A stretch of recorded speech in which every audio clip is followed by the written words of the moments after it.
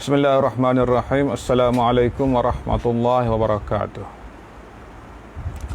Kisah dua orang pemuda yang berasal daripada kampung. Mereka saling berbincang di antara satu sama lain tentang masa depan mereka. Dan mereka berkata, satu hari apabila kita mendapat peluang, kita akan grab peluang tersebut dan kita akan buat sebaik mungkin. Yang pertama bernama Ali, yang kedua bernama Ahmad. Ali ni tubuh dia sedap sikit, Ahmad ni tubuh dia kecil sikit. Pada waktu itu di kampung dia menghadapi kemarau. Air makin lama makin tak ada, makin lama makin tak ada. Dan mereka berdua ini mencari idea bagaimana nak mencari air. Dan mereka telah berjalan beberapa lama, tiba-tiba dia nampak ada sungai di sebalik bukit.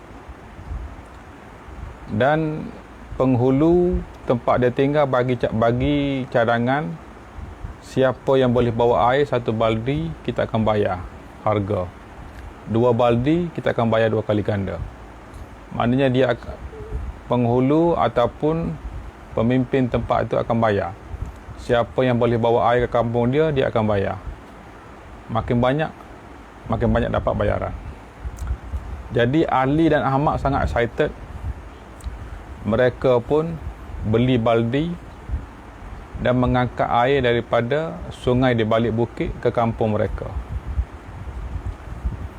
Mula-mula dua-dua orang ni bawa baldi, angkat air. Hari ke hari, tiba-tiba Ahmad yang tubuh kecil sedikit, dia berfikir dan dia mendapat idea. Idea dia ialah dia ingin membuat pipe daripada sungai ke kampung dia dan dia boleh jual air. Dia beritahu kepada Ali. Ali kata idea gila.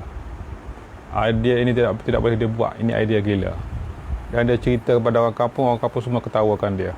Ketawakan Ahmad. Dan Ahmad pun buatlah. Dalam masa yang sama, Ahmad masih mengangkat air dalam baldi dan dia juga ada modal sikit, dia buat pipe. Dia buat sedikit demi sedikit.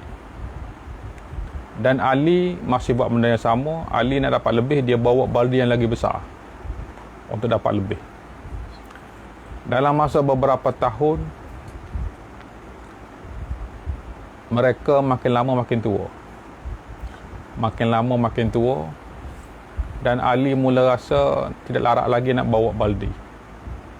Sebab dia dah makin lemah. Kita manusia makin lama makin tua dan makin lemah. Apabila begitu, setelah beberapa puluh tahun, siaplah pipe yang dibuat oleh Ahmad. Apabila siap, dia boleh jual air dengan banyak dan dia dapat duit dengan banyak. Sedangkan Ali masih bawa baldi lagi, ambil air dan jual. Makin lama dia makin tidak larat dan tidak mampu nak buat lagi sebab umur sudah tua. Jadi moral daripada cerita ini ialah, kita apabila kita makan gaji, kita adalah Ali. Kita bekerja, apabila kita buat kita dapat. Apabila kita dah tua, orang buang. Apabila kita tak ada buat, orang kita pun tak dapat gaji. Apabila kita sakit, accident, tua, orang akan buang. Tapi yang kedua adalah Ahmad. Ahmad membuat sistem. Sistem ini adalah orang buat bisnes. Apabila kita buat sistem, kita mungkin kali pertama gagal, kedua gagal, kali kelima gagal, mungkin kali ke-10 baru berjaya. Mungkin mengambil masa seumur hidup kita. Daripada muda, umur 20 start, 30 gagal, 40 masih gagal. Mungkin pada umur ke-50 barulah berjaya. Dan pada waktu itu kita pun dah dibuang kerja sebab umur sudah tua. Jadi sekurang-kurangnya kita dapat income daripada sistem yang kita buat. Income itu datang siang dan malam dan kita tidak perlu bekerja lagi. Itulah moral of the story. Apa yang Ahmad buat ialah, walaupun Ahmad membangunkan sistem, tapi dalam masa yang sama Ahmad masih lagi mengangkat baldi untuk kumpul modal perlahan-lahan. Masih mengangkat. Kita jangan terus berhenti kerja dan buat bisnes. Itu tak betul. Sebab kita bekerja untuk mendapatkan income untuk sara hidup. Kalau kita terus berhenti kerja, terus buat bisnes, itu sangat bahaya. Sebab kita tidak boleh lompat daripada perahu ke dalam laut tanpa kita test dahulu. Kita berlatih dahulu, barulah kita boleh terjun. Jangan terjun dalam keadaan tidak bersedia. Nanti kita akan dibaham ikan jerum.